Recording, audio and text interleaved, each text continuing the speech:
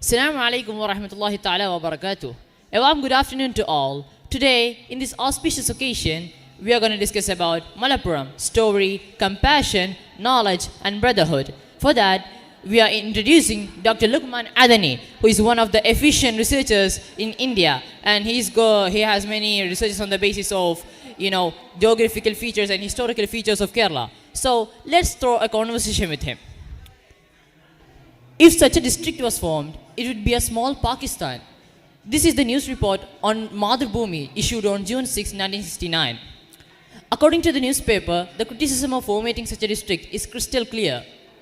So, what was the major goal of formatting such a district by dividing two large ones? How did it came to existence? It's true that such huge rumors and criticisms existed while formulating a district dividing Palakkad and Kozhikode. It's true. Not only here, when we moved to the northern India, there also existed many criticisms by Sangha Parivar, BJP and so on. But when it was before the formulation, there were Palakkad and Kozhikode. They were very vast in district, very vast lands. And it was by the Pang, Pang, the Panchayat president of Kurwa at Pang. He thought about an idea of formatting a district between Palakkad and Kozhikode.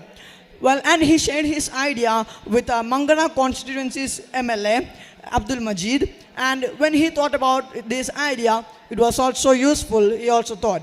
And so on the next legislative assembly, he presented this idea.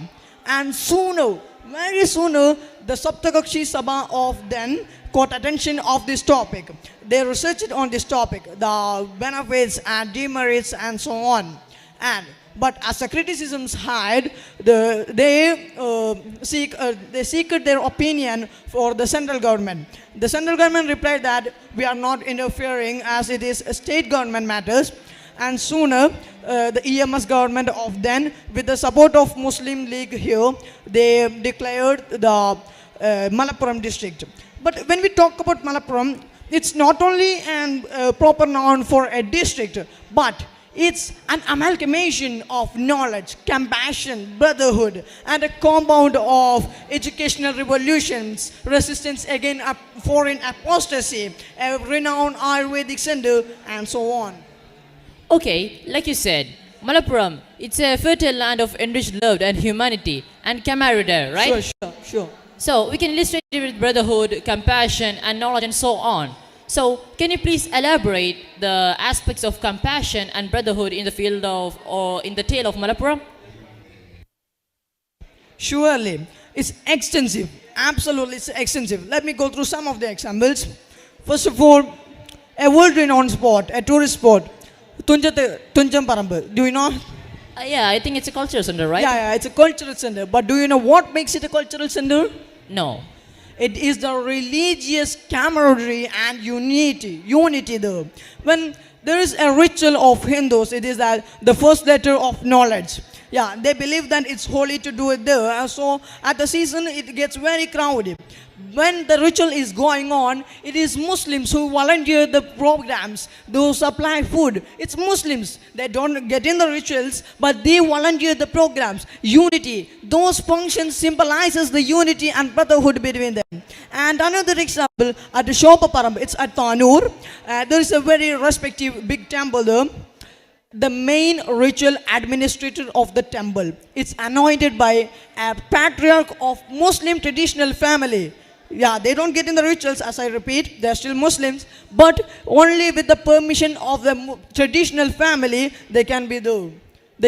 That's the brotherhood and compassion between Muslims. As we move on, at Tirunavaya, have you heard that it's very famous for lotuses? I think it's a farming of lotus place. Yeah. It's very famous for lotus farming, the very watershed area. And many of the lotus cultivators are Muslims. They are Muslims. And they supply those flowers to many of the temples, like Guruvayur too. Yeah, but they don't believe in them. But the brotherhood and compassion, they symbolizes it. Yeah, this is very profound. As we move on, another example, we have Mamburam Dangal. I can say two of him. One is that when he was living, his best friend and his personal assistant was Kondu Nair. Yeah, there were many funny stories about him. Just think about that. Such a big man of Allah Darja. His best friend is from another religion. It symbolizes the brotherhood and compassion. Another is that today, if we go and visit there at Mamboram, we can see Hindus there.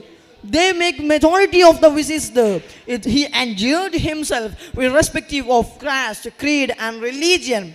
Another from the Palapura in Malappuram, there's a mosque there. The thing is that they supply rice, free rice every week, irrespective of caste, creed and religion. They say that hunger doesn't have caste or religion, does it? No, this is the brotherhood and compassion of Malappuram, really. Okay, now coming to knowledge, a prevalence of Muslim scholars are seen. And it's fascinating that they are ubiquitous, like they are everywhere. So, can you elaborate the origin of the Muslim scholars in the living rhythm of Malappuram? Yeah, why not? It's a short story I can explain. First of all, we have to go to Pannani. There were the first educational systems, Islamic educational system established in Malappuram by Makhdum, Sarafallah Darja. They were the first ones to establish educational systems. And sooner, those who finalized their studies there, they spread across the district and external to the district and formulated many new educational systems. But those systems were oriented to masjids. They were masjid-oriented educational systems. As the clock ticked on, as the age moved on, they evolved to be apart from the mosques and so on. And today, we know that Sharia colleges and Dawa colleges, they were the new forms of then educational systems. And we have a very profound and efficient madrasa system led by Sultan Ulama and so on, Hafizahullah. Those system is still prevalent today, but in different forms. Okay, now that's what makes this Malappuram unique, right? Yeah. So, for my clearance, is there only religious developments in the field of knowledge, or is there any materialistic developments or progress in the account of Malappuram? Sorry that I only mentioned about Islamic educational, there is materialistic progresses also in this country. First of all, when we take literature field, we have master poets like Kadasheri, Pundanam and Ayuttachan. It's very world renowned. Their works are still studied today in colleges and schools. Yeah, it's still studied today. It's unbelievable. And when we want, later, do you know Dr. Safique from Mongam?